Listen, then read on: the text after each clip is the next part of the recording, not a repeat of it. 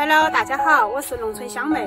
昨晚上下了一场大暴雨，刚开始做事务的时候，网友们都担心我的事务下了场大雨后会不会成水帘洞，我也很期待，也很担心我的事务会不会成水帘洞，我就带大家去看一下吧。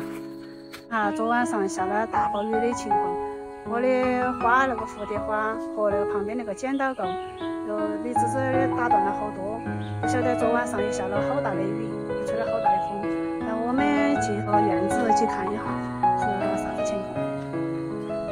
在旁边那个，在旁边那个山果梅，长得挺好的，没有把风把它吹倒。这个是院子里面以前我老公打的那个鱼池，你看那个鱼池里面都灌进好多水，就是昨晚上下了好大的一场雨哦。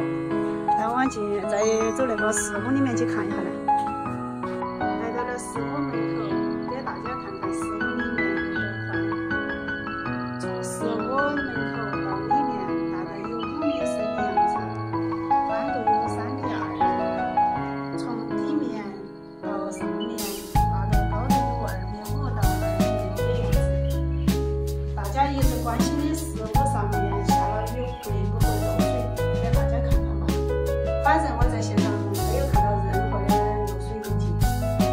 再看看里面校房有没有漏水，校房里面的墙面还是白色的，应该没有漏水。